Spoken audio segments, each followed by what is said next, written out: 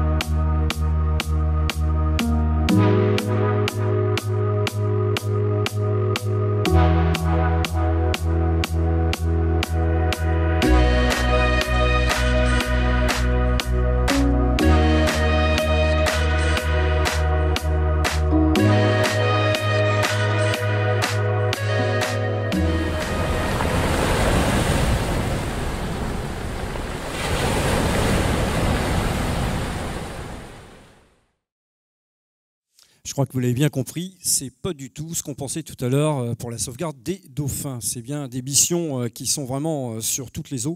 Et pour parler de la mobilisation pour la protection des grands fonds marins, sous vos applaudissements, on va accueillir Pierre-Marie Saradin.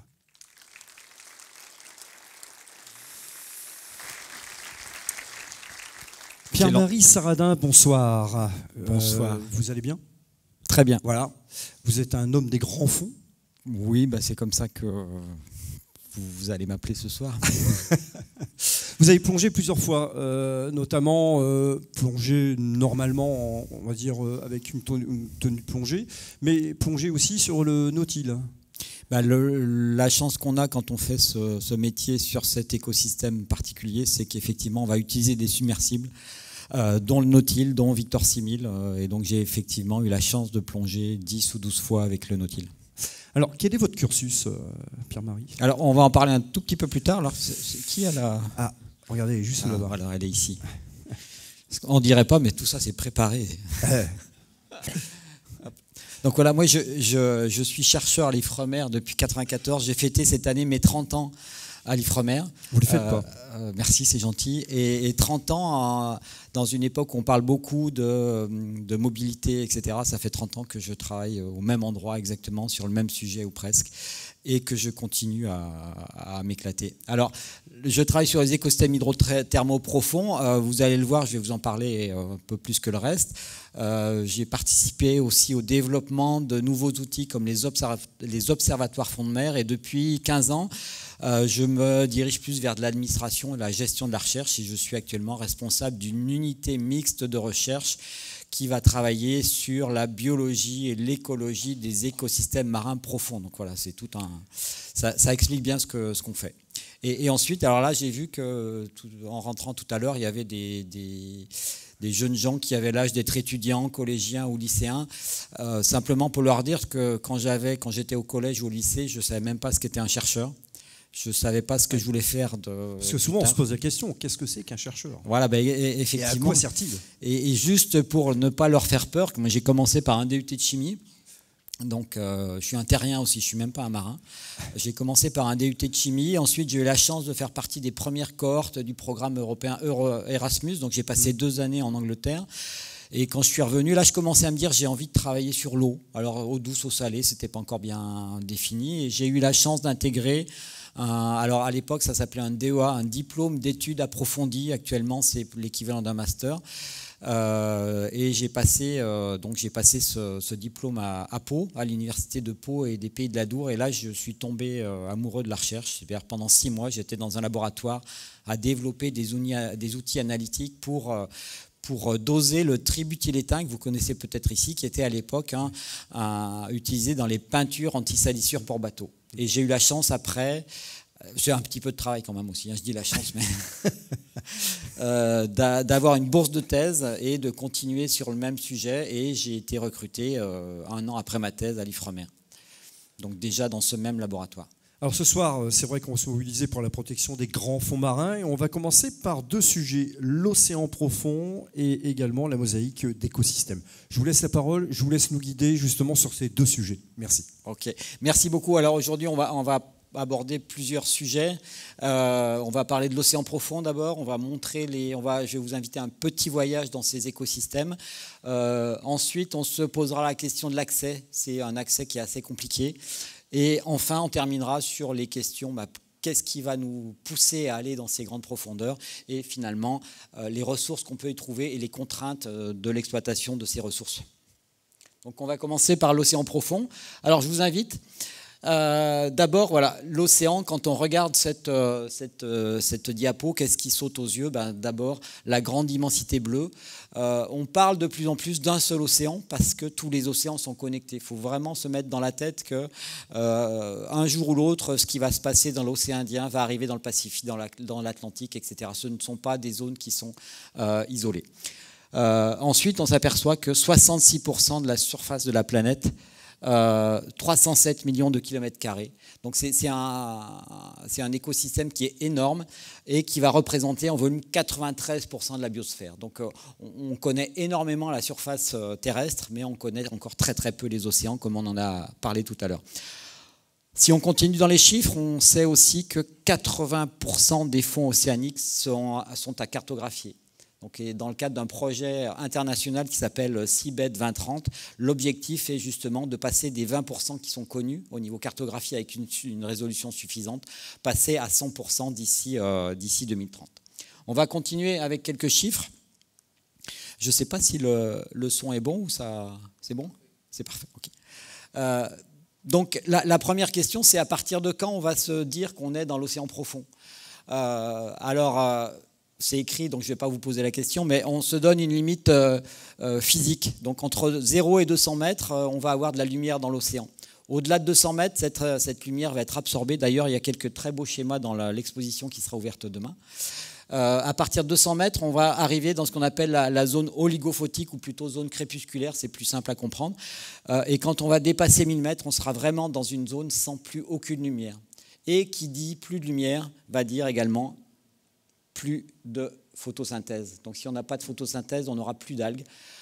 Donc dans le fond des océans, on n'a pas d'algues, on n'a pas de flore, on a simplement de la faune. Et il faut se souvenir également que la nourriture va provenir surtout des déchets qui seront produits en surface par la production primaire, donc le phytoplancton, le zooplancton, qui vont produire cette matière organique, se mourir, sédimenter et arriver sur le fond après s'être dégradé pendant ce long voyage vers le fond des océans. La deuxième caractéristique, c'est la température. Donc il fait froid. La température du fond des océans va varier entre 2 et 4 degrés, donc on a cette contrainte. Et enfin, une contrainte assez présente également, c'est la pression. Donc je ne sais pas si vous vous souvenez que... alors je n'utilise pas les unités internationales parce qu'elles sont un peu difficiles à imaginer, mais... on sait que la pression va augmenter de 1 kg par centimètre carré tous les 10 mètres de profondeur. Donc imaginez 6000 mètres de profondeur, ça correspond à 600 kg de pression par centimètre carré. Regardez votre pouce, à peu près. L'ongle de votre pouce fait à peu près 1 centimètre carré. Et si vous mettez une vache sur l'ongle de votre pouce, vous pouvez commencer à imaginer la pression subie dans le fond des océans. Alors si on continue à se promener, on a encore quelques chiffres. Après, je crois que j'arrête. Donc la profondeur moyenne, c'est 3800 mètres, 3800, 3900, 4000 mètres. La profondeur maximale, c'est 10 900 mètres dans la fosse des Mariannes. Et sur ce schéma, ce qui est assez marrant, c'est que on voit 8848 mètres l'Everest, et donc on s'aperçoit que la fosse la plus profonde des océans pourrait être plus profonde que la montagne la plus haute sur Terre. Et un autre chiffre important, on s'aperçoit que la plaine abyssale, et on va voir, je vais vous emmener tout de suite dans la plaine abyssale, va recouvrir à peu près 80% des fonds océaniques. Donc voilà un petit voyage. Donc là, on part avec un engin. Je vous parlerai des engins tout à l'heure. Ici, c'est un engin téléopéré qui s'appelle Victor 6000, qui peut plonger jusqu'à 6000 mètres de profondeur et qui va nous permettre de nous déplacer un petit peu dans ces écosystèmes.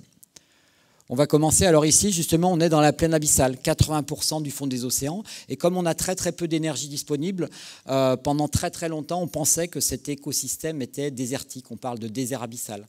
Même il y a quelques centaines d'années,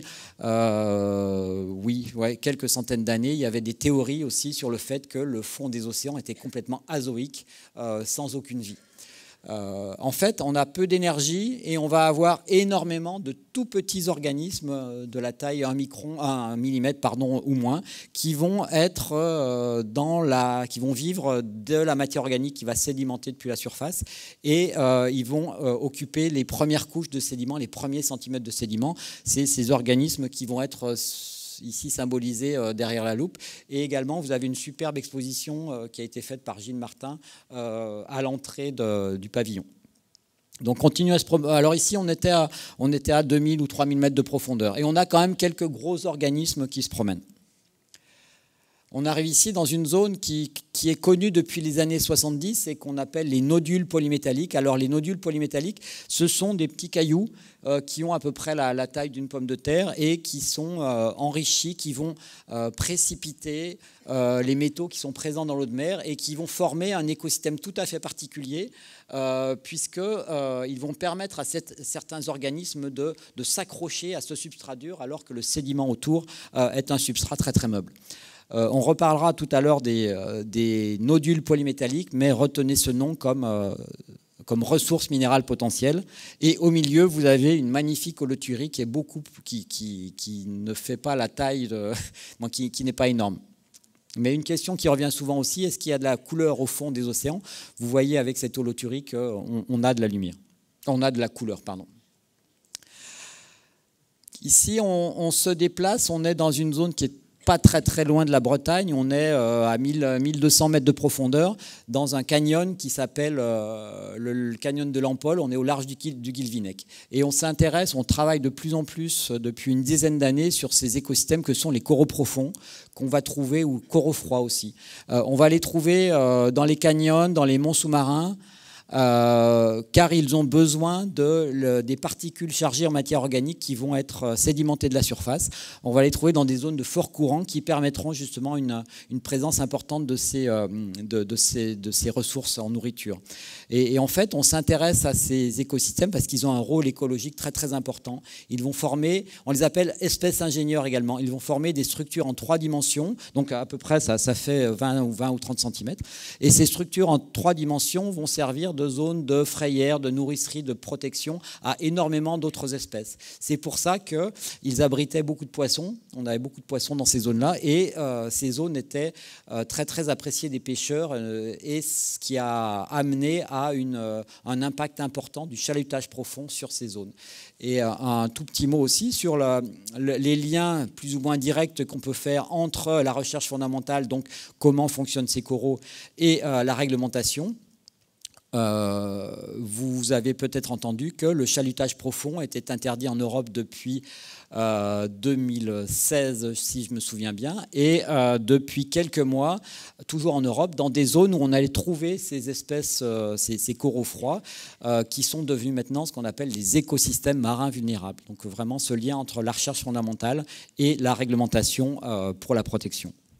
On continue à se promener, et là, on arrive dans une zone, on va arriver tout de suite dans une zone qui a été découverte dans les années 76 et qui a été vraiment une révolution absolue pour l'étude de la biologie marine. On arrive dans ce qu'on appelle les sources hydrothermales. Alors la petite histoire, alors je n'ai jamais été vérifié, c'était complètement vrai, donc, mais il y a sûrement un petit fond de vérité. C'est des géologues qui travaillaient sur la théorie de la tectonique des plaques. Donc on est dans des zones où les 2 plaques tectoniques sont en train de s'écarter. Et pour former un plancher océanique qui va être fin et fracturé. Et l'eau de mer, on l'a dit tout à l'heure, était froide, donc entre 2 et 4 degrés. Si elle est froide, elle est dense et elle va petit à petit, elle va pouvoir pénétrer. Alors non, hop, c'est celui-ci. Elle va pouvoir pénétrer à travers le plancher océanique et se rapprocher de la chambre magmatique. En se rapprochant, ces géologues pensaient qu'elle allait se réchauffer. Et effectivement, ce qu'ils cherchaient, ils cherchaient l'apparition de sources chaudes, puisque l'eau de mer chaude serait moins dense et pourrait sortir justement plus facilement. Et effectivement, ils ont été voir, ils ont déployé des engins tractés, ils ont identifié des sources chaudes et ensuite ils ont plongé avec des submersibles.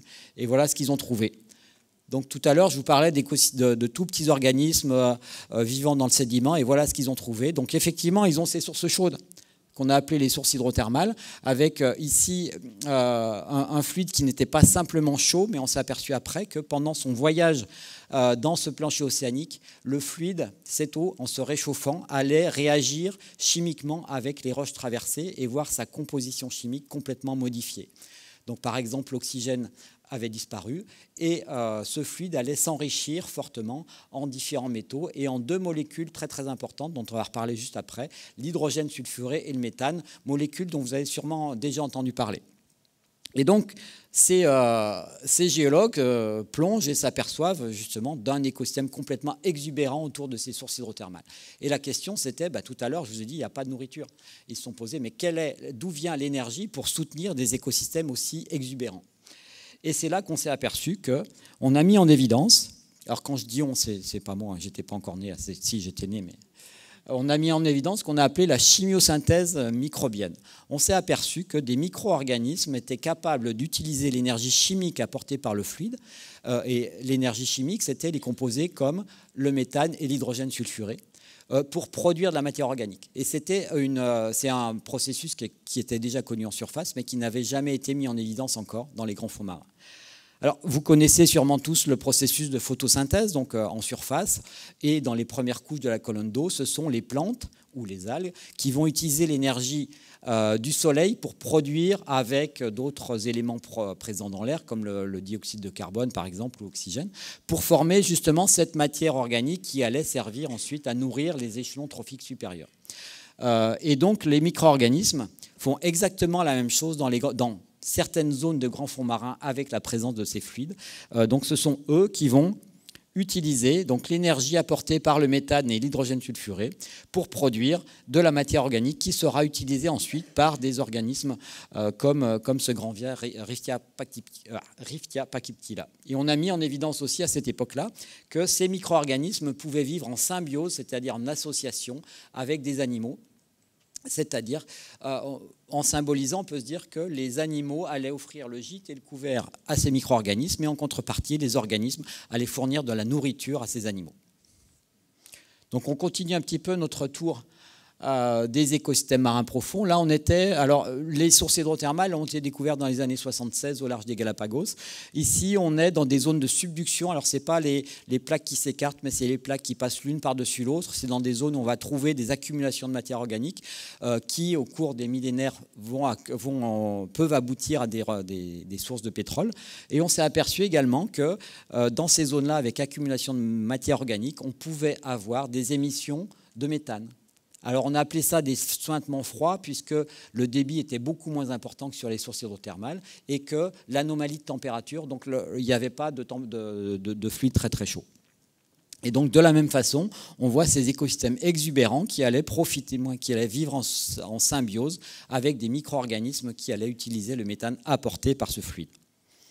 Alors petit aparté ici, ce que vous voyez en blanc, qui ressemble à des glaçons, c'est bien des glaçons, c'est ce qu'on appelle de la glace de méthane, puisque dans certaines conditions de température et de pression, donc de froid et de haute pression, le méthane peut cristalliser et former de la glace de méthane qui va être présent dans le sédiment. On continue à se déplacer.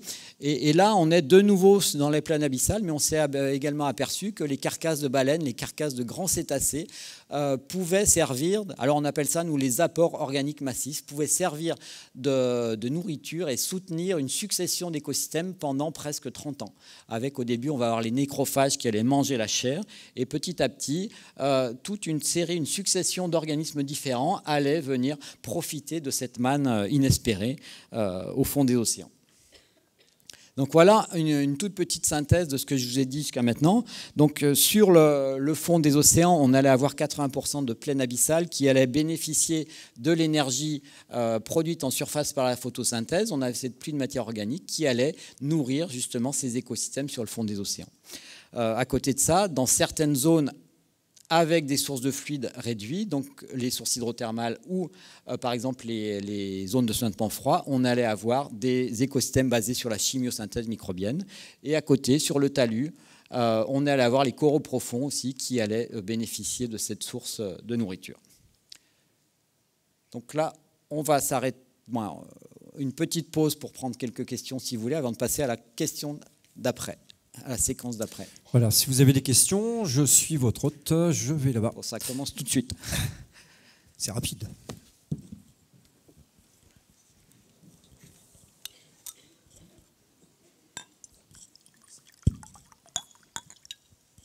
Je parle dans le micro là du coup. Ok. Bon bah bonsoir. Du coup j'ai une petite question pour les coraux du coup d'eau froide. Est-ce que la période de reproduction du coup c'est la même pour les autres coraux? Ou alors ceux-là, donc du coup, comme les autres, du coup, ils sont plus froides. Bon, je pense pas que ça change grand-chose, mais juste question comme ça, est-ce que ça change ou pas? Alors c'est une très bonne question et je ne peux même pas répondre. Ça fait partie des questions qu'on se pose et actuellement, pour info, on a déployé un observatoire fond de mer au large dans ce canyon de l'Ampol. justement pour avoir accès à la dynamique temporelle de ces communautés. Donc non, je ne sais pas où en est la période de reproduction des coraux froids. Mais techniquement, du coup, pour les normaux, du coup, c'est en octobre. Donc là, comme du coup, il va y avoir une série d'observations, techniquement, les résultats, on devrait les avoir dans l'année. Non, parce que c'est pas aussi simple que ça. C'est observer des reproductions. Alors déjà, c'est pas mon sujet de recherche, premièrement. Et puis deuxièmement, on va travailler non pas obligatoirement sur des prélèvements, mais sur des images, avec quelques prélèvements pour avoir accès justement à toutes ces informations sur la reproduction. Il faudrait avoir des prélèvements qui soient toute l'année, alors que là, nos observatoires fonds de mer ne font pas de prélèvements de coraux, mais ne prennent seulement des images. Donc je reviens dans 2 ans, quand notre collègue aura terminé sa thèse, et on pourra répondre directement. D'accord, merci. Alors je crois que je n'ai pas droit à trop de jokers dans la soirée, donc posez des questions auxquelles je peux répondre. Alors, ce qui fait plaisir.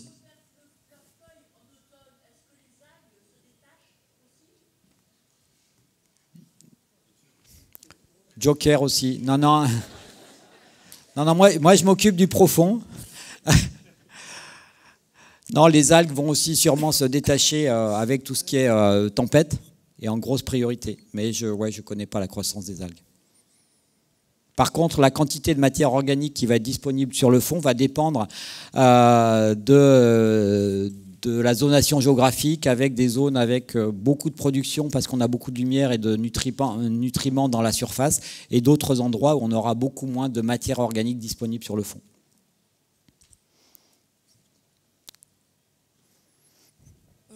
Je ne suis pas dans le milieu scientifique, donc ma question elle va peut-être paraître un peu bête, mais pour les sources hydrothermales, c'est comme ça que vous les appelez, oui. Vous parlez d'eau très chaude. C'est quelle température?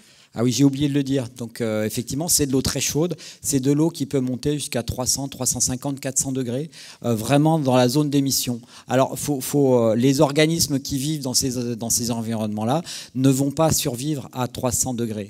Ils vont plutôt vivre et profiter de la zone de mélange entre le flux hydrothermal qui va apporter cette énergie chimique disponible et l'eau de mer qui va apporter l'oxygène nécessaire à la respiration. Donc les organismes vont vivre dans des zones entre 5, 20, 25, 35 degrés. Par contre, un point important, on s'aperçoit aussi que dans ces zones-là, on a des micro-organismes qui vivent très bien et on les appelle des hyperthermophiles, ça veut dire qu'ils adorent la température élevée. Et actuellement, la limite de la vie mesurée sur Terre, c'est 122 degrés. Donc on a des micro-organismes qui sont capables de vivre à 122 degrés. Et merci pour la question, parce que là, c'est plus dans mon domaine, je peux répondre. Et du coup, c'est à une profondeur un peu plus... Enfin, c'est un peu moins profond du coup. Non, puisqu'on va trouver des sources hydrothermales côtières, et nous on étudie surtout celles qui sont entre 800 et la plus profonde a été découverte à 5000 mètres il y a une dizaine d'années. Et la taille de la source, ah oui, c'était cette question, la taille d'une source hydrothermale, alors là il y en a une en 3 dimensions reconstituée dans l'exposition. On va être sur des édifices qui vont faire 10, 20, je crois que la plus haute fait 70 mètres. Donc c'est des édifices qui sont quand même très très petits par rapport à l'immensité océanique, et on va les retrouver à proximité immédiate des dorsales médio-océaniques, cette chaîne de montagnes qui va traverser tous les océans. Merci. Bonjour, moi j'ai une question. Comme tous les fonds marins n'ont pas encore été cartographiés, est-ce qu'il est possible de trouver dans le futur une fosse encore plus profonde que la fosse des Mariannes? Alors, tous les fonds marins n'ont pas été cartographiés avec une résolution intéressante. Par contre, on a une idée relativement précise, alors je ne sais pas la précision, de la cartographie des fonds océaniques à partir de données satellites, notamment. Donc les données satellites nous donnent une idée relativement précise des fonds océaniques. Donc on ne va pas trouver de nouvelles grandes fosses. On va pouvoir peut-être trouver que les fosses actuelles ont une profondeur plus ou moins importante, mais on va simplement jouer sur la précision des capteurs. Non, on ne va pas trouver de nouvelles fosses. Par contre, on va découvrir peut-être des monts sous-marins. On ne va pas découvrir de très grosses différences avec ce qui existe actuellement, mais on va préciser énormément la cartographie qu'on connaît. Bonjour. Tout à l'heure, vous parliez qu'il y aurait un seul grand océan et pas plusieurs océans. Donc ma question, est-ce qu'on va être capable de retrouver uniquement dans les espèces abyssales une espèce qui va être la même dans les abysses de l'océan Atlantique et exactement la même que dans les abysses de l'océan Pacifique, par exemple, s'il y a un seul gros océan? Alors, quand on dit un seul océan, c'est aussi une petite image. C'est une question qui est très très intéressante puisqu'on s'aperçoit quand même que la dispersion larvaire, la dispersion des organismes va être... non, alors je recommence la réponse. On a une variabilité spatiale des espèces dans tous ces océans et c'est des questions qu'on se pose et qui ont lieu justement, qui sont liées à la dispersion larvaire et à la capacité de dispersion de nos organismes. Et on s'aperçoit que au cours de l'évolution terrestre, on va avoir des modifications de topographie qui vont créer des barrières géographiques et ce qui va amener certaines espèces justement à être présentes seulement dans le Pacifique, seulement dans l'Atlantique ou seulement dans une partie de l'Atlantique ou du Pacifique. Donc c'est aussi ce qu'on appelle le phénomène de spéciation avec des espèces qui vont diverger petit à petit parce qu'elles vont être séparées à un moment ou à un autre. Et après, je réfléchis, mais j'ai pas d'exemple d'espèces qu'on va trouver partout, d'espèces ubiquistes. Il y a trop de questions, il va falloir qu'on passe à la suite, c'est ça? Oui, on prend la dernière question.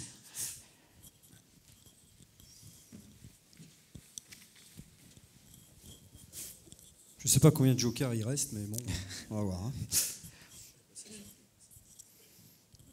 Du coup, c'est moi.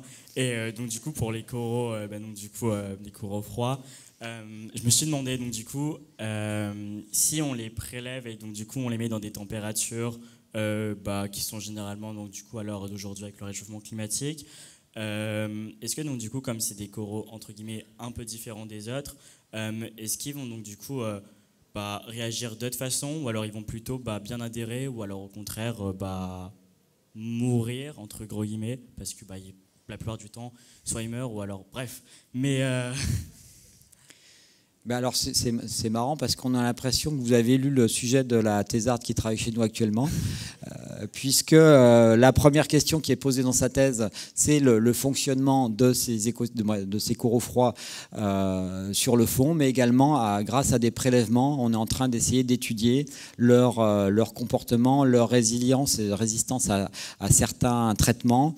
Donc on fait ces opérations à Océanopolis dans des grands aquariums et avec des petites boutures de coraux. Et déjà, la première question, c'est arriver à les faire survivre parce qu'on a un taux de mortalité qui est assez important.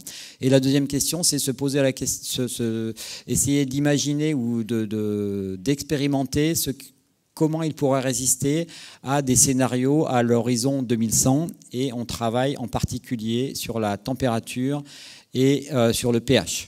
Donc, même réponse que tout à l'heure, revenez dans 2 ans ou alors venez faire un petit tour à Brest, on vous montrera tout ça. Mais la question aussi, c'est ils ont également un squelette carboné. Donc, qu'est-ce qui se passe si on descend trop le pH ? Est-ce que ce sont des espèces qui vont migrer en profondeur pour aller chercher des conditions un petit peu meilleures ? Est-ce qu'ils vont mourir ou est-ce qu'ils vont pouvoir s'adapter justement à ces conditions ? Mais c'est des questions qui sont des questions de recherche. Ok, mais donc du coup, d'ici 2 ans, techniquement, si les résultats sont positifs, du coup, ce serait quelque chose qui serait tout de même beaucoup bénéfique, du coup, contrairement, donc du coup...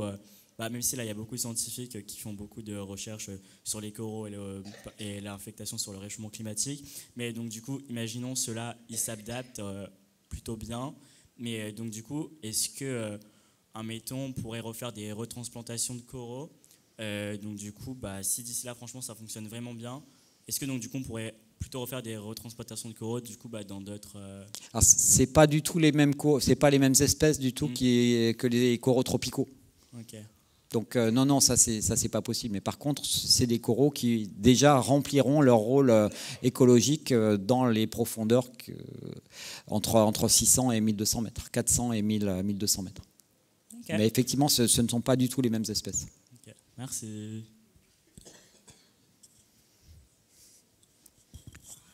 Tout Tout à l'heure, en début de conférence, on a parlé du Nautile.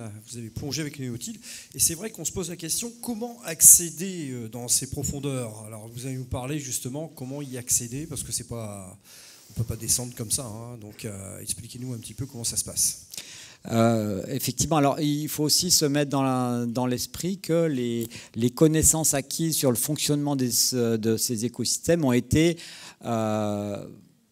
complètement reliées au progrès technologique. Et si on repart, si on fait un petit saut en arrière, alors juste... Je reviens un petit peu en arrière. Donc on a vu les plaines abyssales qui prennent énormément de place sur le fond des océans, 80%, mais le reste, les autres écosystèmes que je vous ai présentés vont être sur des surfaces et des volumes relativement petits, même très petits par rapport à l'immensité de l'océan. Donc pour voir ce qui se passe, pour les découvrir, on ne peut pas utiliser seulement des méthodes déployées à partir de bateaux comme des chaluts, des dragues ou des prélèvements qui sont relativement aveugles. C'est aussi pour ça que les scientifiques de cette époque-là se sont dit il faut absolument qu'on aille voir ce qui se passe sur le fond. Et ça a commencé notamment avec... alors c'est pareil, vous avez une petite scénographie dans la future exposition, dans l'exposition de demain, donc vous pourrez revoir ça. Mais ce sont deux Américains, les premiers qui se sont posés cette question. Ils ont développé ce qu'ils ont appelé le bathyscaphe. Donc imaginez cette sphère métallique qui était reliée par la surface via un câble et un câble téléphonique et qui ont quand même battu le premier record des profondeurs. Ils sont descendus à 950 mètres dans les années 35. Ils ont lancé vraiment une course à la profondeur, course qui s'est terminée. Alors il y a une erreur, oui, non c'est ça, il n'y a pas d'erreur ici, dans les années 60, avec le développement par le professeur Picard d'un submersible de ce type, le Trieste. Alors ici c'est le FNRS-2, c'était son équivalent, qui a plongé donc en 1960, donc c'est son fils qui a plongé en 1960 dans la fosse des Mariannes et donc qui a finalement battu le record de plongée habitée. Alors il y a plusieurs histoires qui circulent sur le professeur Picard. Alors la première, c'est qu'on voit très bien qu'il a été pris comme avatar, comme modèle par Hergé pour dessiner le professeur Tournesol. La deuxième histoire, c'est aussi que c'est son fils qui a plongé dans les années 60 dans la fosse des Mariannes. Et je ne sais pas si vous connaissez aussi l'avion Solar Impulse qui a été développé par son petit-fils. Donc il y a peut-être une histoire de génétique chez les explorateurs. Et la dernière petite histoire, c'est qu'au départ, c'est un physicien de l'atmosphère. Donc son sujet de recherche était plutôt les couches élevées de l'atmosphère et il a développé également des ballons-sondes et il a un record, il est monté jusqu'à 10 km d'altitude dans un ballon-sonde et ce qui est assez intéressant, c'est qu'il a construit ses premiers submersibles en ayant le plan de ces ballons-sondes dans la tête avec justement la nacelle et ce qui était après toute la partie qui lui permettait de monter. Donc ici vous avez la partie habitée et ici toute la partie flotteur. Donc on a battu, ça y est, on a battu le record des profondeurs et ça permet justement le développement des submersibles scientifiques. Et ces submersibles scientifiques qui vont être beaucoup plus petits, qui ne vont pas obligatoirement descendre plus profondément, mais par contre qui vont être beaucoup plus maniables et qui vont avoir des capacités de déplacement et de prélèvement. Alors, on va commencer. Alors, les Américains ont toujours un petit peu d'avance sur nous et c'est eux qui ont développé le premier submersible, l'Alvin, qui existe toujours, mais qui a été complètement renouvelé. Les Français ont développé le Nautil en 84 et puis vous avez ici le Shinkai, le japonais, le Jiaolong, le sous-marin chinois. Donc il y a à peu près, pour le moment, je crois, c'est 5 ou 6 submersibles scientifiques habités qui existent dans le monde. Alors comment ça fonctionne ? Donc vous avez ici une sphère, alors qui est très souvent en titane, et puis une sphère parce que c'est la forme géométrique qui va le plus subir, résister à la pression, une sphère qui va justement abriter 3 personnes à l'intérieur. Les schémas sont presque tous les mêmes. 3 personnes avec un pilote qui est ici, un scientifique qui est couché ici aussi et un copilote qui va être derrière ce hublot. On aperçoit ici les bras qui vont servir pour toutes les opérations de préhension, de manipulation, de prélèvement. On a bien sûr tout ce qui est caméra. La première donnée qu'on va acquérir, ce sont des images avec donc des caméras et bien sûr énormément de projecteurs. Toute la partie inférieure ici va être constituée par des batteries. des lestes, et bien sûr tout le reste, ce seront les moteurs et tous les équipements de navigation. Alors ces engins vont nous permettre de travailler pendant 6 à 8 heures sur le fond, et un compromis a été trouvé à 6000 mètres de profondeur. Ça permet de couvrir à peu près 98% des fonds océaniques. Quelques années plus tard, dans les années 80, on s'est dit mais pourquoi envoyer des hommes sur le fond des océans, surtout sur des durées de plongée qui sont finalement courtes. Et ça a été le développement des robots avec, de la même façon, vous voyez qu'ils ont tous à peu près la même structure, avec un flotteur en surface ici, un étage qui va rassembler ce qu'on appelle le vecteur, c'est-à-dire les moteurs, les bras de prélèvement, tout ce qui est vraiment le véhicule. Et très très souvent, vous avez tout l'équipement scientifique qui va être sur la partie inférieure du sous-marin. Et alors, ces robots fonctionnent tous, ce sont des robots téléopérés, on les appelle les Remotely Operated Vehicles, et qui vont être pilotés depuis un conteneur qui est positionné sur le navire en surface. Donc vous avez ici, pour un engin qui va descendre à 6000 mètres de profondeur, vous aurez un câble d'à peu près 9000 mètres de profondeur. Et comme vous n'avez aucun problème d'énergie, puisqu'ils sont connectés directement au navire, ni aucun problème d'acquisition de données, on peut rester beaucoup plus longtemps sur le fond.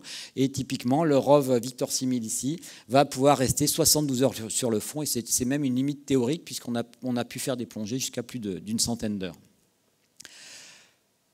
Quelques années plus tard, on s'est dit aussi, mais c'est parfait de descendre avec un sous-marin habité ou avec un robot, mais ça nous donne simplement une photo des écosystèmes présents sur le fond. On n'a aucune idée de leur dynamique temporelle et on ne peut pas répondre aux questions que posait le jeune homme tout à l'heure. Qu'est-ce qui va se passer pendant 2 campagnes qui pourraient être éloignées de 1 an, 2 ans, 3 ans, voire 10 ans? C'est là où on a commencé à développer ce qu'on a appelé les observatoires fond de mer, et puis l'idée d'un chercheur, c'était amener l'Internet au fond des océans.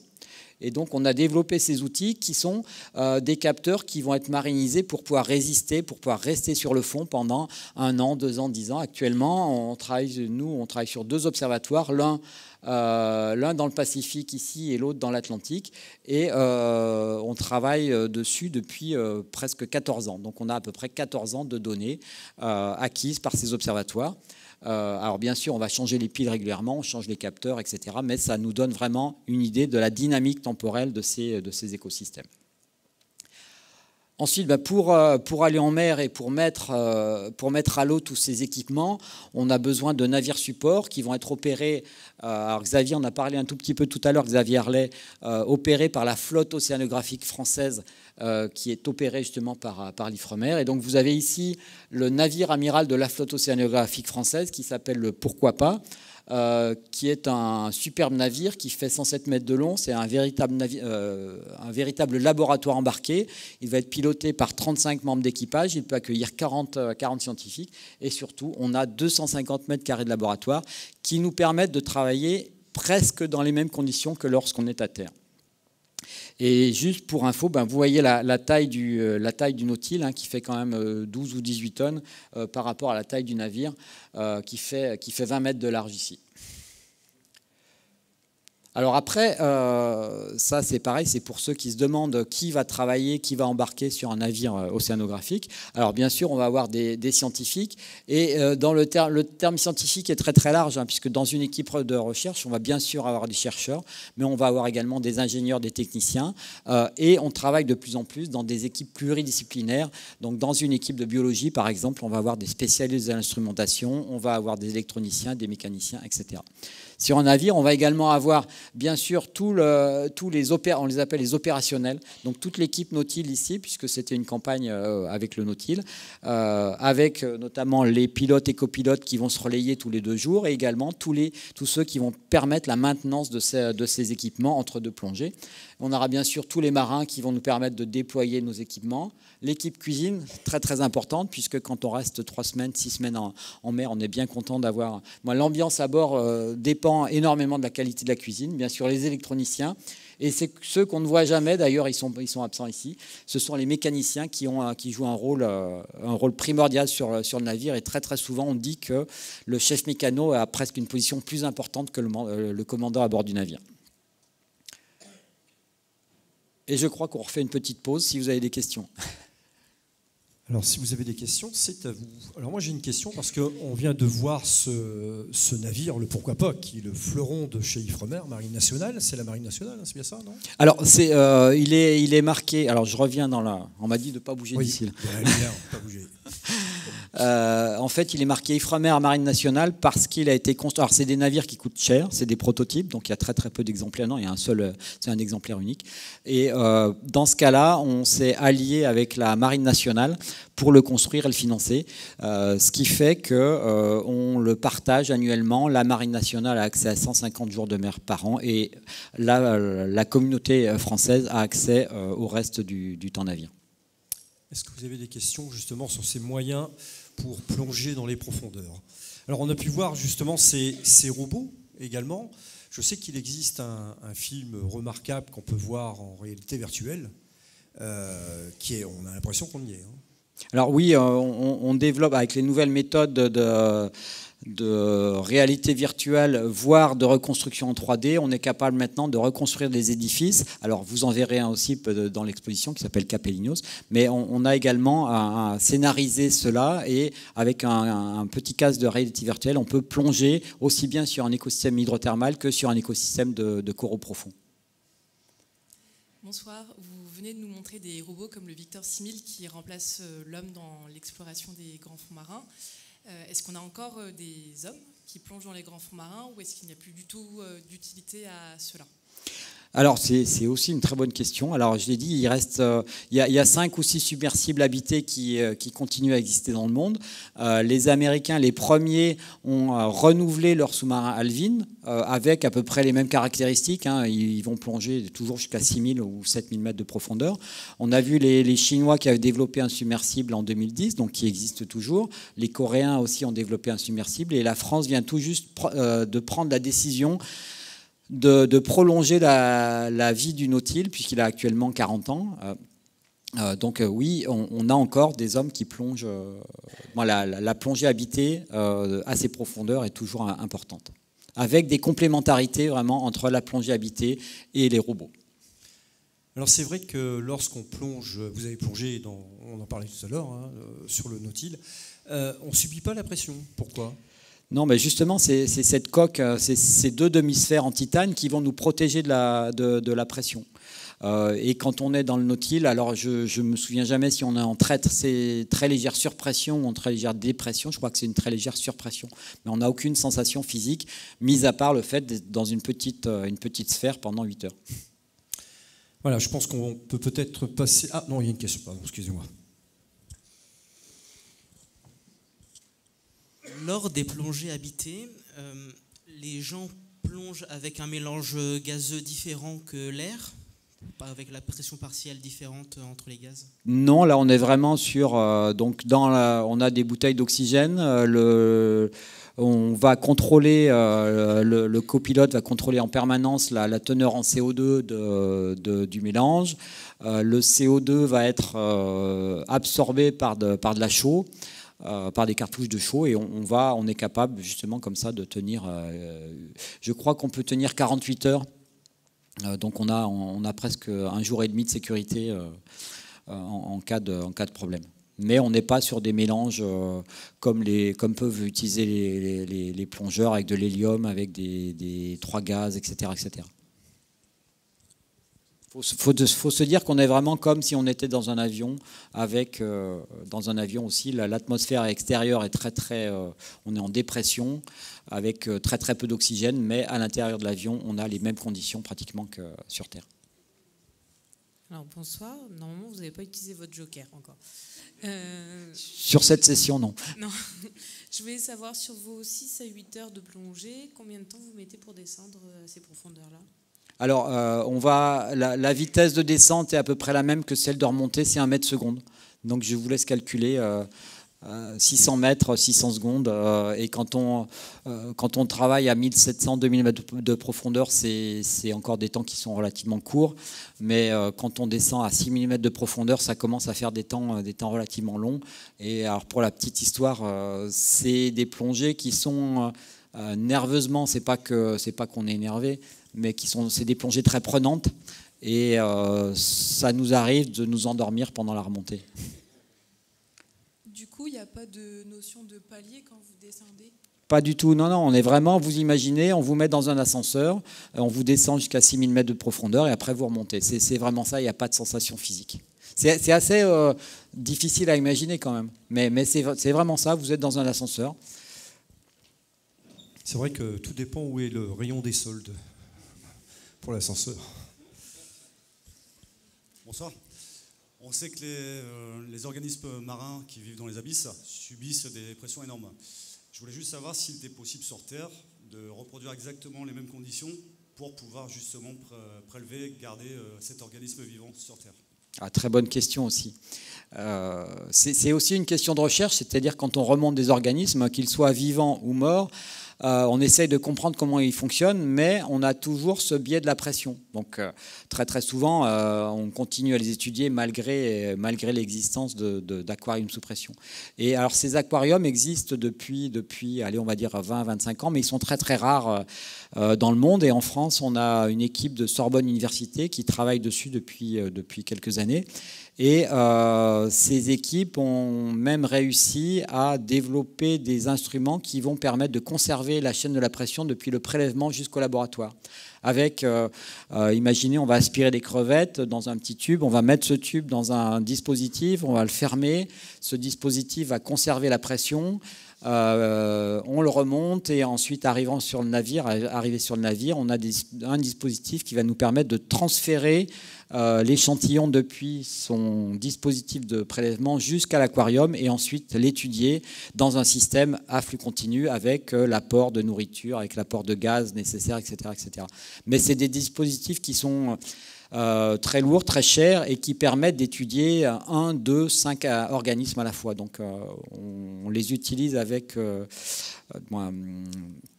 sobriété, je sais, c'est pas le bon terme, mais ça existe et ça permet justement de répondre en partie à cette question de la résistance à la pression.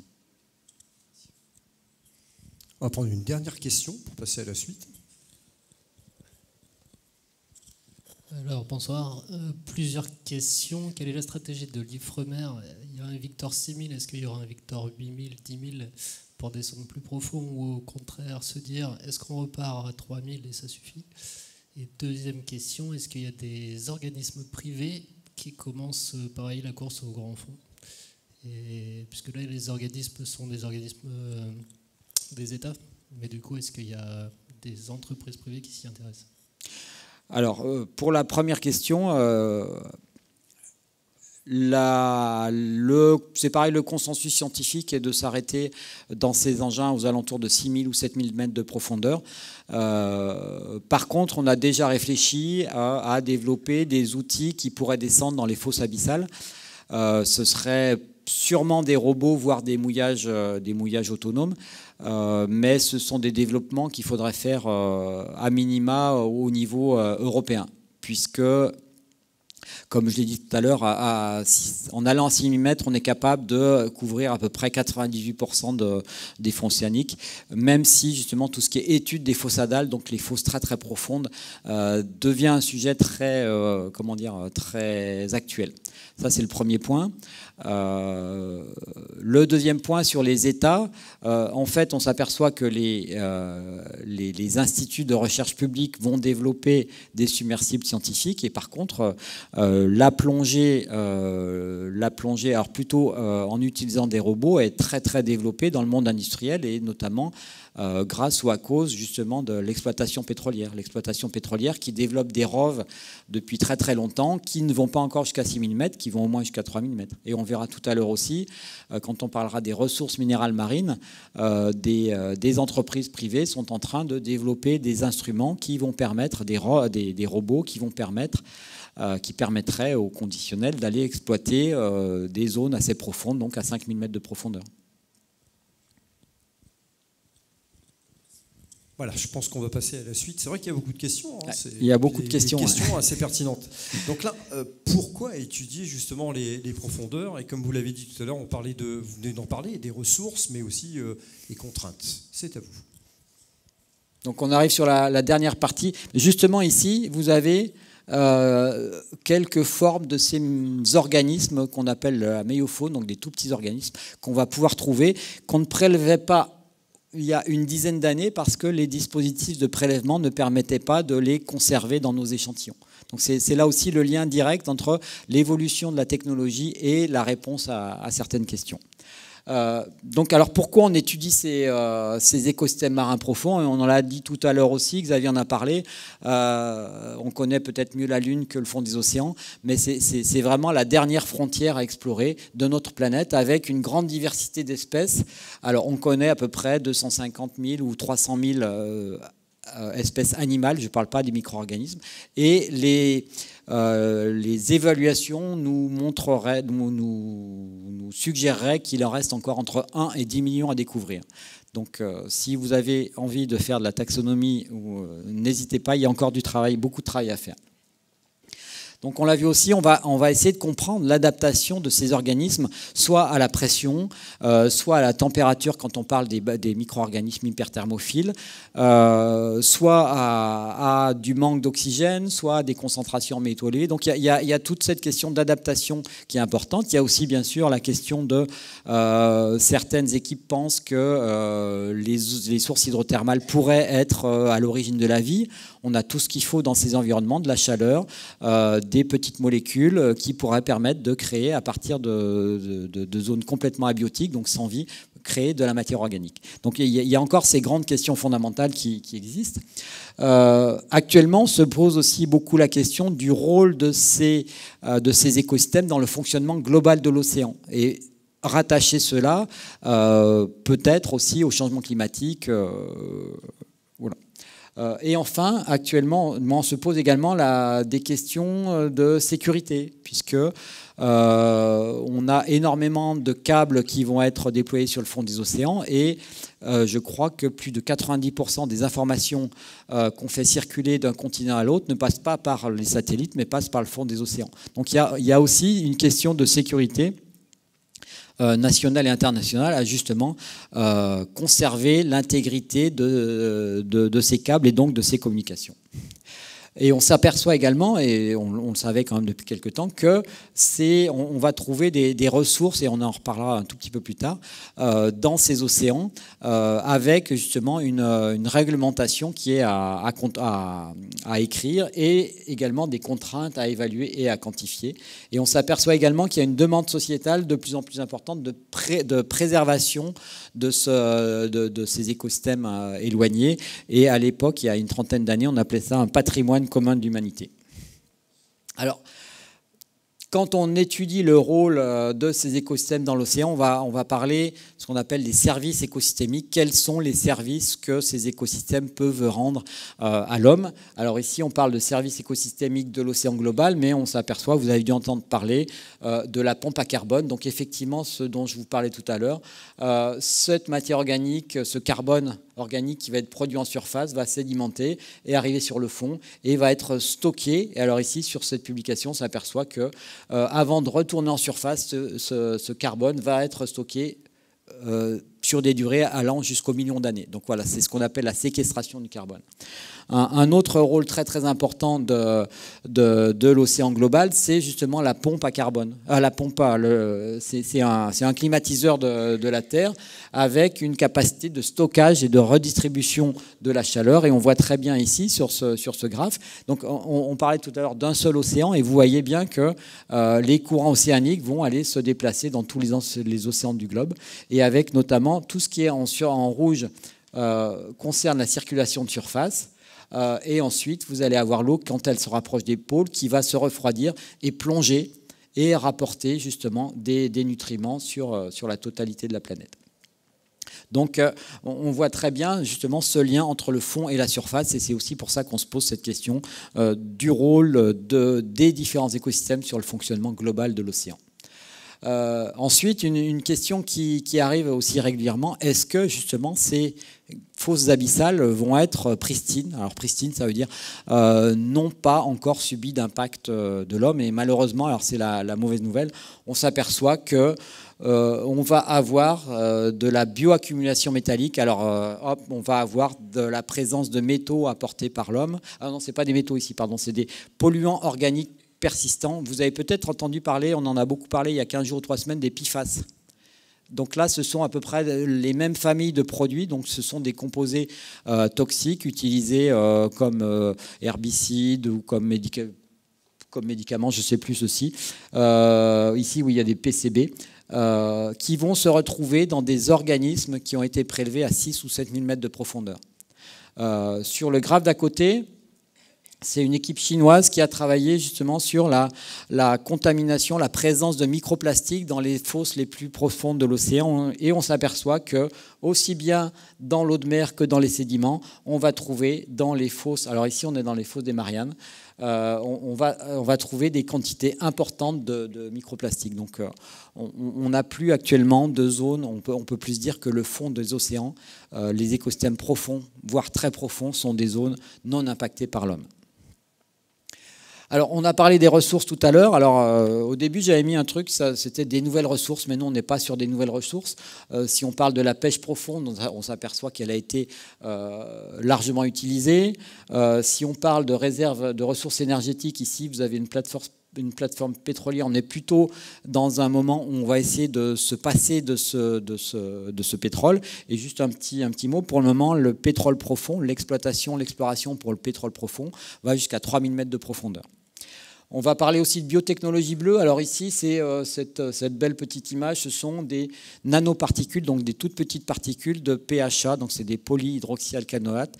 On va dire que c'est comme du plastique qui pourrait être produit par des micro-organismes. Donc c'est aussi des sujets d'études qui sont intéressants. Quelles sont les nouvelles molécules, les nouveaux produits que ces micro-organismes ou ces organismes pourraient nous apporter? Actuellement, par contre, on parle énormément de tout ce qui est ressources minérales. Et tout à l'heure, je vous ai parlé donc des nodules polymétalliques qu'on allait trouver sur le plancher océanique et qui vont entre 4000 et 6000 de profondeur.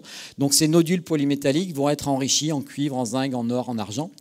On a parlé tout à l'heure aussi des sources hydrothermales, donc qui, au cours de millénaires, vont accumuler du métal apporté par ce flux hydrothermal et qui va former à la fin ce qu'on appelle des sulfures massifs. Et là encore, vont être enrichis en cuivre, nickel, cobalt, lithium.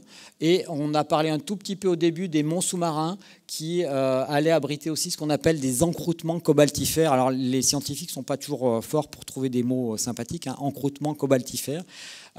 Mais c'est de la même façon, ce sont des croûtes qui vont pouvoir faire jusqu'à une dizaine de centimètres d'épaisseur et qui vont encore sur des temps géologiques pouvoir accumuler des métaux qui pourraient être des ressources minérales potentielles. Alors là, on est sur du cobalt, du platine, du tellure, du titane.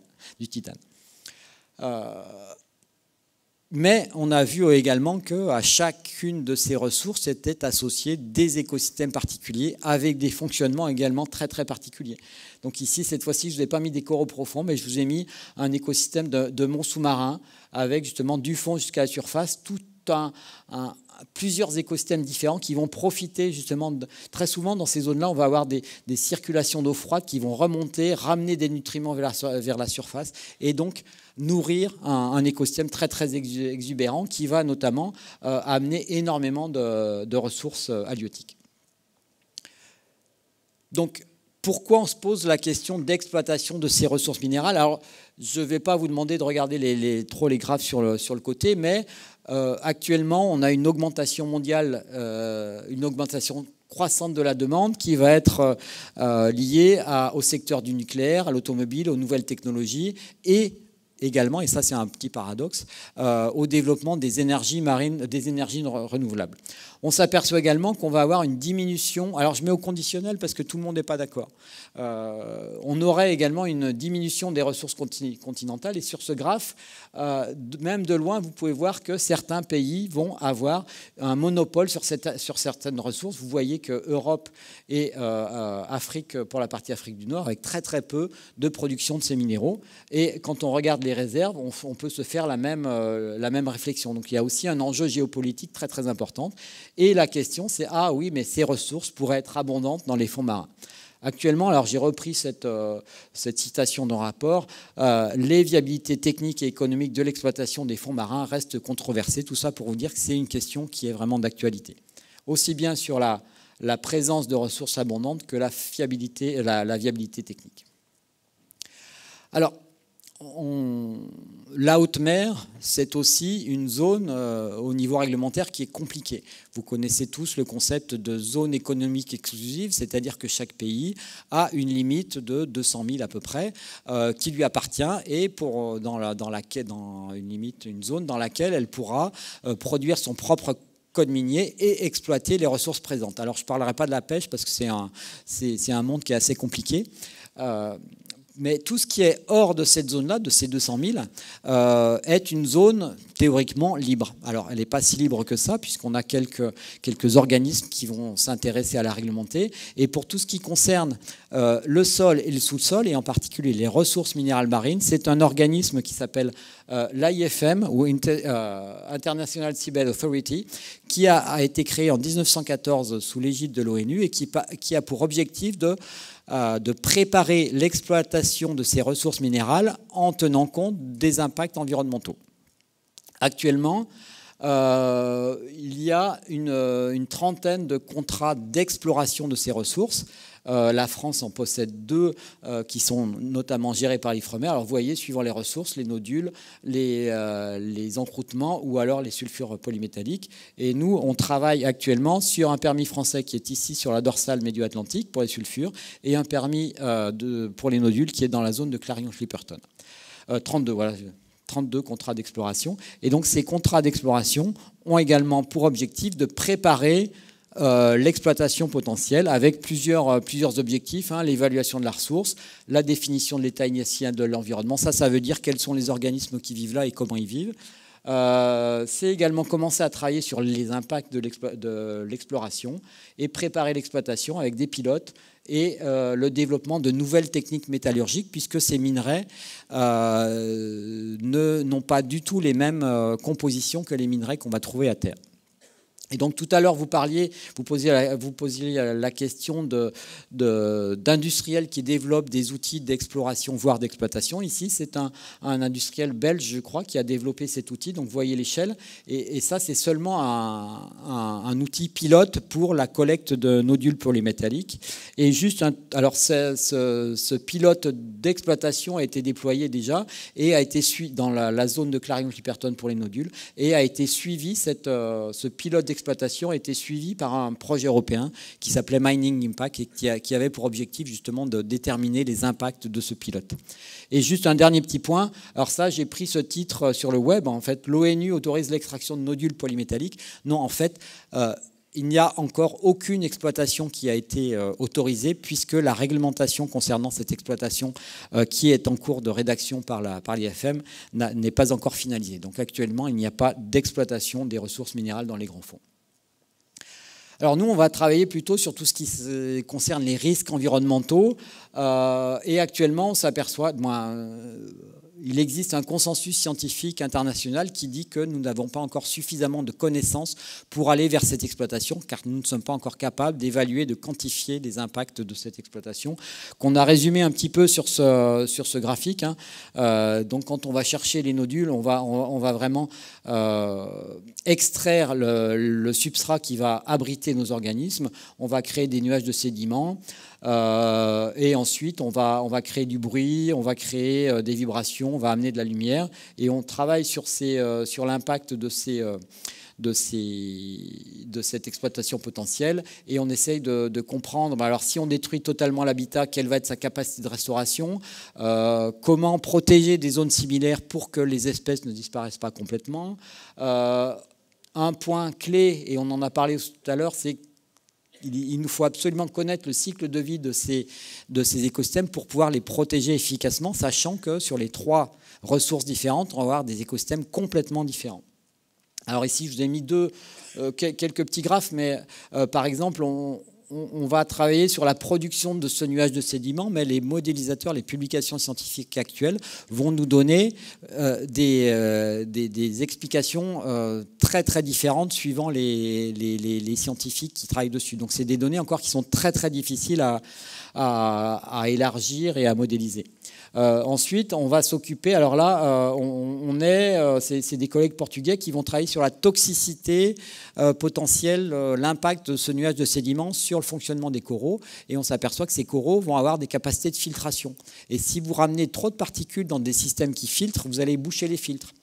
Et effectivement, ils s'aperçoivent que si on amène trop de particules inertes, les coraux vont s'asphyxier, les tuyaux vont être bouchés. Et si on amène des particules qui sont enrichies en métaux, les coraux vont non seulement s'asphyxier, mais aussi s'intoxiquer avec ces métaux. Donc c'est vraiment des sujets. Regardez les dates de publication, c'est vraiment des résultats qui sont très très récents. Un autre point qui est très très important et qu'on connaît presque encore moins, c'est l'impact du bruit. On s'aperçoit que, notamment c'est connu maintenant dans le domaine côtier, que les organismes, les poissons, les bivalves, etc., vont communiquer avec le son. Il faut se rendre compte aussi que le son est un signal qui, autant la lumière va être absorbée très très rapidement, le son peut se transporter sur des très très grandes distances dans l'eau de mer. C'est aussi comme ça que les cétacés notamment vont communiquer entre eux. Et on est en train de se poser des questions justement des modes de communication de ces organismes grands fonds et de l'impact potentiel d'une exploitation qui va amener énormément de bruit et qui va peut-être perturber justement cette communication importante dans des zones aussi larges. Alors après, je ne parlerai pas de la lumière parce que c'est encore plus difficile à étudier, ou alors des vibrations. On travaille également sur des outils de protection, et là c'est dans le cadre de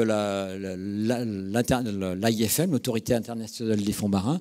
Et alors ici, vous voyez justement tous les rectangles de couleur ici sont des contrats d'exploration, et toutes les zones en vert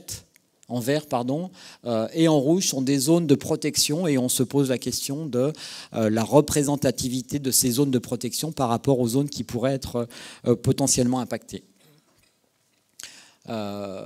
Et enfin, tout à l'heure, je vous ai parlé de consensus international sur les connaissances qu'on a sur ces fonctionnements d'écosystèmes. Alors c'est pareil, c'est des graphiques qui sont un petit peu difficiles à lire, mais ici on va avoir les différentes ressources, des nodules, des sulfures ou des encroûtements, et la partie haute du graphe va nous donner une idée des connaissances qu'on a déjà sur le fonctionnement de ces écosystèmes. Et le bas du graphe va nous donner une idée de la connaissance qu'on a des impacts potentiels. Plus c'est coloré, plus on a de connaissances. Et donc on voit très bien que plus on descend vers la connaissance des impacts, moins on a d'informations. C'est aussi pour ça qu'on pense qu'on n'est pas encore tout à fait prêt à faire cette exploitation. Et juste pour terminer sur ce graphique aussi qui est un petit peu compliqué, ce sont des chercheurs qui se sont posés la question combien de temps il nous faudrait pour justement arriver à cette connaissance suffisante, et ils sont arrivés à quelque chose comme une dizaine d'années, ce que je trouve même moi un tout petit peu optimiste. Donc voilà, si vous voulez nous poser la question de à partir de quand on aura suffisamment de connaissances, 10 ans voire plus. Et pour terminer, je crois... Ah non, ça c'est important, et c'est là qu'on rejoint un petit peu les objectifs de Nausicaa. Donc Nausicaa a pour objectif aussi de sensibiliser, de transmettre les connaissances, mais c'est aussi un des objectifs des scientifiques, et donc on fait énormément, on fait beaucoup d'actions de sensibilisation, connaître et faire connaître, et j'aime bien cette phrase que j'ai empruntée à un ancien président du Muséum national d'histoire naturelle: la science n'est pas une opinion. Donc nous, on n'est pas là pour nous donner notre opinion, pour vous donner notre opinion, mais plutôt pour vous présenter des faits, et ensuite à vous de vous faire votre propre opinion.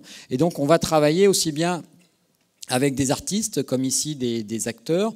On va travailler avec des BDistes. Ici, c'est un BDiste qu'on avait embarqué à bord d'un navire. On va participer à des actions comme Grand Océan, comme aujourd'hui. Alors ici, on a parlé d'aquarium sous pression tout à l'heure. Ici, c'est un aquarium sous pression qu'on a à Océanopolis avec des crevettes. Et alors là, maintenant, je vous invite, alors vous pouvez nous aider, on a énormément d'images à traiter. Alors ça, c'est un logiciel de science participative, et si vous voulez nous aider à aller compter, trouver des organismes dans des images, vous pouvez aller vous connecter sur ce site et travailler avec nous. Pour terminer, parce que je pense qu'il est tard déjà, juste une petite synthèse, je ne vais pas tout vous lire, mais on est vraiment encore sur des écosystèmes qui sont difficiles d'accès. Donc toute l'acquisition de connaissances est longue et lourde. et on a encore des questions qui sont très très fondamentales à régler, comme simplement le cycle de vie et la dispersion larvaire. Effectivement, on va trouver des ressources qui restent encore potentielles, mais on a encore énormément de contraintes à lever, ou alors de questions à lever avant de partir vers cette exploitation, avec notamment l'impact, l'acceptabilité sociétale, etc., etc. En parallèle de ces ressources, de ces recherches fondamentales, on va déjà commencer à travailler sur des outils de gestion, comprendre le rôle de ces écosystèmes, essayer d'appliquer le principe de précaution ou alors de développer le maximum d'aires marines protégées pour conserver ces écosystèmes. Et enfin, on est dans un environnement international qui est encore en pleine évolution, avec notamment l'écriture de la réglementation, notamment du code minier pour les ressources minérales marines. Et vous avez peut-être aussi entendu parler de tout ce qui est recherche sur la biodiversité dans cette zone, avec un grand Z, avec les négociations sur BBNJ, Biodiversity Beyond National Jurisdiction. Donc on participe aussi, à partir de ces données, de cette recherche fondamentale, à l'écriture finalement de ces réglementations. Et je crois que j'ai fini. Si vous avez encore quelques questions. Alors je vous conseille d'aller justement sur le site que vous avez conseillé pour devenir de la science participative. On appelle ça de la science participative. C'est vraiment, en plus c'est marrant parce qu'on se prend au jeu, on commence à compter, on découvre des espèces et puis on sert à quelque chose quand même. Donc c'est intéressant et on découvre les profondeurs. Ça c'est un super truc. Est-ce que vous avez des questions?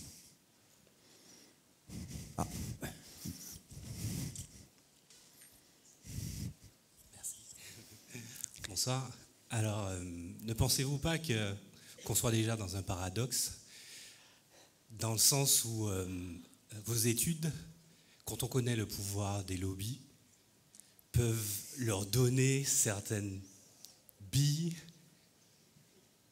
à faire cette exploitation des fonds marins, vu notre capacité de destruction, d'autant plus que vous avez parlé des aires marines protégées, et quand on sait que la France, on n'est pas forcément un bon élève. Là, je ne vais même pas utiliser mon joker. Mais vous avez raison. C'est des questions qu'on se pose de plus en plus. Alors, pour information, les comités d'éthique, aussi bien du CNRS que de l'IFREMER, qui a un comité d'éthique en commun avec le CRIRAD, et j'oublie toujours les deux autres instituts de recherche, se posent vraiment ces questions-là. Nous, on se les pose également. Alors, soit à l'IFREMER, on est encore plus au centre du débat, puisqu'on est justement gestionnaire de ce contrat d'exploration. Franchement, nous, il y a 3 ans, quand la prorogation du contrat d'exploration pour les nodules a été faite, on avait 2 opinions dans le laboratoire. Certains qui disaient ben non, on arrête, on laisse faire, et d'autres, dont moi, qui se disaient ben si on conserve ce contrat, ça veut dire aussi qu'on est acteur du jeu et qu'on peut, on peut intervenir aussi bien en tant que contractant auprès de l'AIFM en disant attention, on n'a pas suffisamment de données, mais on intervient également en tant qu'expert pour tout ce qui est taxonomie ou nouvelles méthodes. Donc ça, c'est le premier point. Donc au niveau de mes collègues, on n'est pas toujours d'accord. Qui a décidé à la fin? C'est le gouvernement qui nous a dit on conserve ce contrat et on n'a pas notre mot à dire là. Bon, ça c'est une autre histoire. Après, on se pose la question aussi du risque de la connaissance, c'est la question que vous posez, et du risque de l'ignorance. Donc effectivement, est-ce qu'on peut se permettre de ne pas aller explorer ces zones-là? Bon, ça c'est une question, je ne réponds pas, c'est plutôt des philosophes à qui il faut poser cette question, mais c'est franchement des questions qu'on commence à se poser. On se pose aussi des questions sur le rôle du chercheur et le niveau d'engagement que peut avoir un chercheur dans la société civile. Et justement, si je vous pose une question, si je parais trop engagé par exemple, peut-être que vous n'allez pas croire les résultats que je vous ai présentés, parce que vous allez dire ben non, il est complètement militant, il va nous présenter des résultats un petit peu pipotés ou alors orientés. Donc c'est une question, oui, on se pose la question. Merci. Et il faudrait beaucoup plus de temps pour y répondre. Mais un autre point qui m'a été présenté il n'y a pas très très longtemps, justement, est-ce que les pouvoirs publics ont cru ce que montre le GIEC depuis 30 ans? Donc là, la science était là, la science avait prévenu, averti, il n'y a pas eu d'action. Peut-être une autre question pour clôturer cette soirée? Oui.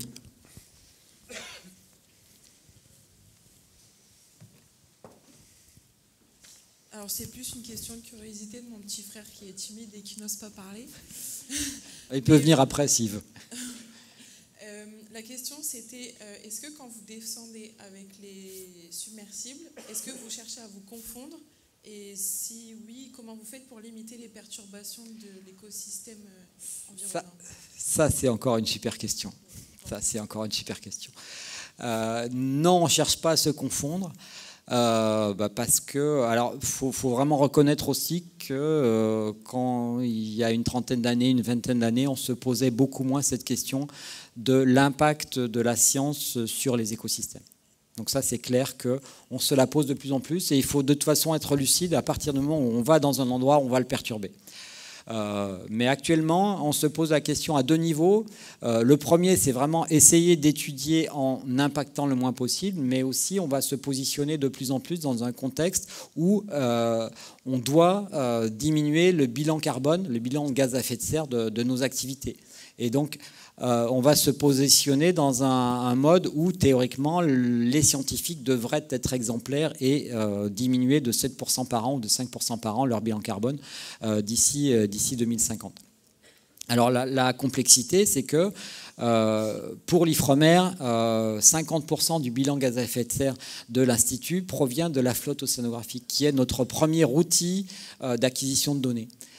Les nouveaux navires qui pourraient être à la voile d'ici, c'est des navires qui existent déjà, mais au niveau de la flotte océanographique, on a prévu de ne les modifier que à l'horizon 2035. Donc on a encore une dizaine d'années où on doit complètement modifier nos pratiques, peut-être travailler mieux, aller chercher moins d'échantillons en mer, les valoriser plus pour essayer justement de diminuer 5 à 7% par an, c'est énorme. Donc c'est un changement qui va être assez important dans les années qui viennent. Mais encore une fois, alors les deux dernières questions étaient vraiment très très larges et c'était une très très bonne question. Juste pour clôturer, votre prochaine mission, c'est laquelle? Alors moi je pars d'ici 1 mois et demi sur l'Atalante avec le Victor 6000. Sur une source hydrothermale au large des Açores. Donc je vous en ai parlé tout à l'heure, c'est une source qu'on étudie depuis 1993, sa découverte. Et on va justement faire la maintenance de l'observatoire front de mer qui est déployé sur cette zone-là. Je pense qu'on peut encore applaudir Pierre-Marie Saradin. Merci beaucoup. Merci de cette soirée très profonde. Très profonde. Je vais demander à M.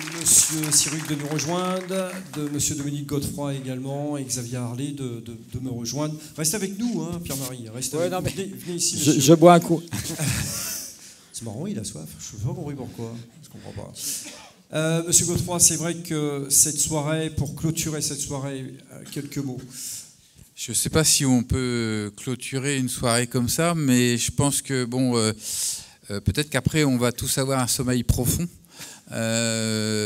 Parce qu'on va y réfléchir un petit peu plus, mais voilà, je pense que c'est un sujet passionnant, c'est un sujet que beaucoup d'entre nous méconnaissent, et on a vu qu'il y a encore beaucoup à apprendre.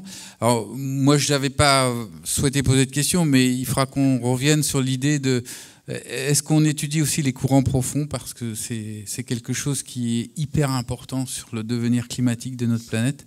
Et je ne sais pas si... C'est une très bonne question aussi, et on s'aperçoit... s'aperçoit... Alors, merci Pierre-Henri. On peut continuer, mais on s'aperçoit justement l'image qu'on avait du fond océanique où il ne se passait rien du tout.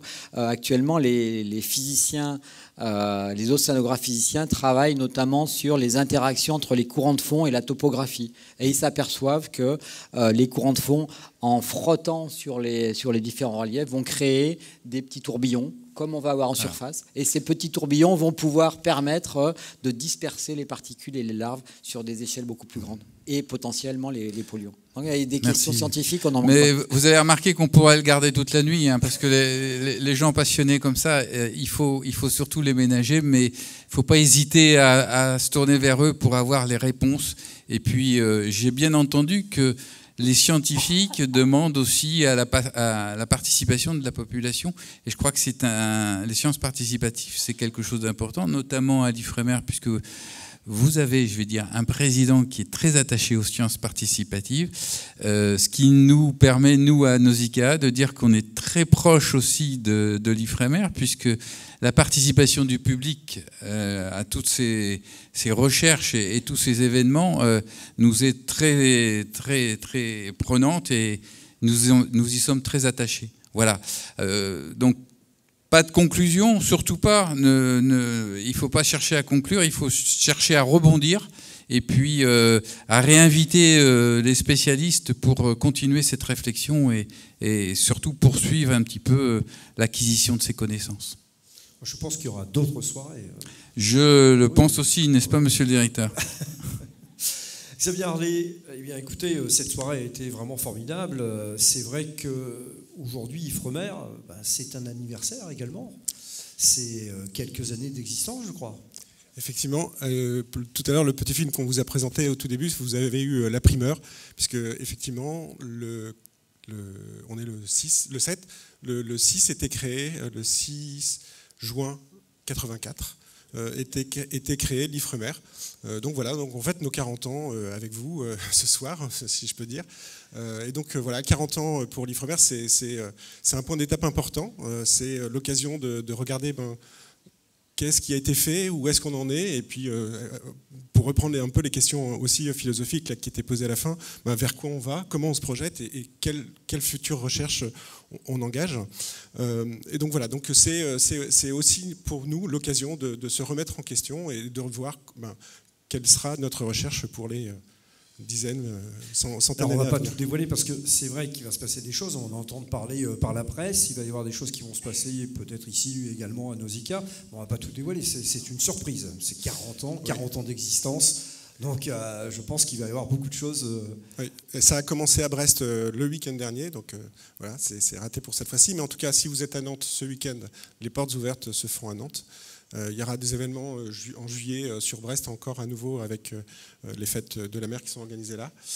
Il y aura un événement particulier qui va se dérouler à l'automne, le 12 octobre de mémoire, dans le cadre des fêtes de la science, donc là aussi à Brest, mais aussi ici à Boulogne. Donc réservez votre samedi 12 octobre, il y aura les portes ouvertes au centre IFREMER, donc ici, donc là sur les quais et puis au bassin d'essai qui est accueilli d'ailleurs au sein de Nausicaa. Donc voilà, donc c'est une date à retenir si vous voulez venir voir ce que l'on fait concrètement en tant que recherche sur le secteur. Alors je sais que quelquefois on peut voir certains bateaux ici d'IFREMER qui viennent à Boulogne-sur-Mer. On a le bateau océanographique le Thalassa qui est là quelquefois. Et le pourquoi pas? Pourquoi pas? C'est le plus compliqué. C'est un tirant d'eau, c'est non. Alors oui, alors en fait ils sont affectés à des zones géographiques et puis à des missions bien identifiées. Le Thalassa qui opère souvent sur le secteur pour les missions qui sont justement travaillées au sein du centre sera là en octobre. Enfin il fait une escale ici. Donc vous le verrez, malheureusement, pour des raisons de sécurité, on ne peut pas le faire visiter au grand public. Mais en tout cas, voilà, vous pourrez voir sa silhouette qui est au quai de l'Europe, donc dans l'avant-port. Donc ça, c'est donc rendez-vous le 12 octobre pour visiter justement juste à côté de Nausicaa le centre IFREMER, savoir un peu comment ça fonctionne. Est-ce qu'il y a possibilité, est-ce qu'on verra le bassin d'essai? Oui, il y aura le bassin d'essai aussi, donc les deux seront ouverts. Donc il y aura un parcours qui sera organisé au sein du centre et un parcours qui sera organisé au bassin d'essai, là, qui est dans la cour à l'intérieur de Nausicaa. Donc c'est le seul en France? Non, le bassin d'essai, il y a un bassin d'essai à Brest, il y a un bassin d'essai à Lorient également, et ils ont aussi chacun leur spécialité. Donc ici, on travaille notamment sur les énergies marines renouvelables. Donc voilà, donc c'est aussi un sujet très porteur actuellement. Donc j'ai bien dit énergie marine renouvelable, c'est tout type d'énergie qu'on peut développer avec la force marine. Merci Xavier Allais et bon anniversaire pour Ifremer, pour l'ensemble des équipes. Monsieur Sirug, c'est vrai que cette soirée a été très riche, ne fait que bien d'augmenter, on va dire, la connaissance justement sur l'exposition qu'on pourra voir à partir de demain. Mais il se passe plein de choses quand même à Nausicaa. Demain, c'est le festival TFO. Alors, c'est pas le poste TSF, ça n'a rien à voir. Le festival TFO se passe à l'extérieur. Si vous allez voir, lorsque vous allez aller à l'extérieur, vous allez pouvoir voir les cortèges monter. Quelques mots sur ce festival. D'abord, je voudrais remercier bien sûr Pierre-Marie Saradin et lui dire qu'en l'écoutant, je me disais que nous étions pleinement dans notre rôle. Pleinement dans notre rôle que de permettre justement qu'il y ait des conférences, et j'espère qu'il ne m'en voudra pas du terme, de vulgarisation d'un travail scientifique dont on voit qu'il est complexe. Et finalement, Nausicaa a choisi au travers des escales, puisque nous avons mis en place depuis 2 ans maintenant une saison culturelle et événementielle, eh bien, la volonté d'utiliser tous les moyens possibles pour faire passer ces messages. Des conférences comme ce soir, encore merci. Du théâtre, j'ai vu qu'Ifremer le faisait, et nous aurons samedi soir ici d'ailleurs une pièce de théâtre, il reste encore quelques places si vous le souhaitez, parce que aussi il y a des formes d'expression qui nous permettent aussi de faire passer des messages. Il y a bien sûr le festival dont Jacques Vandemal parlait à l'instant, demain plutôt pour les scolaires, samedi pour l'ensemble de celles et ceux qui auront la volonté de venir. Puis comme il y en a beaucoup, j'ai pris ma note parce qu'autrement je vais en oublier. Il y a aussi le 17 juin une soirée qui va être proposée, qui va être une soirée pour découvrir l'archéologie sous-marine, une autre manière encore de comprendre ces grands fonds marins et puis cette notion-là. Le 29 juin, le dîner des profondeurs, qui est encore une autre façon d'entendre parler de ces grands fonds marins. Et puis j'ai oublié le 15 juin, la soirée Harpaker, qui est encore une autre forme.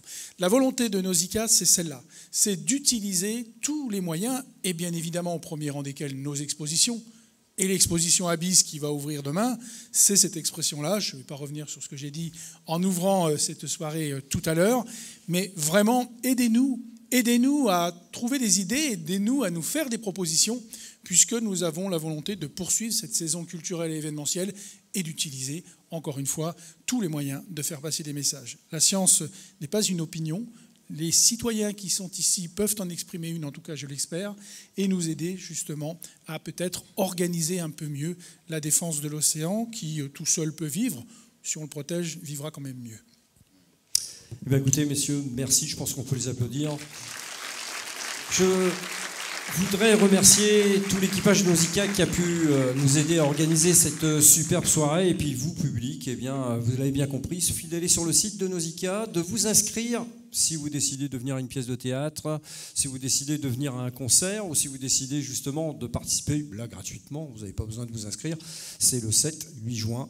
Et puis d'autres choses que vous allez avoir sur le site. Voilà, je vous souhaite une agréable soirée et à bientôt. Au revoir.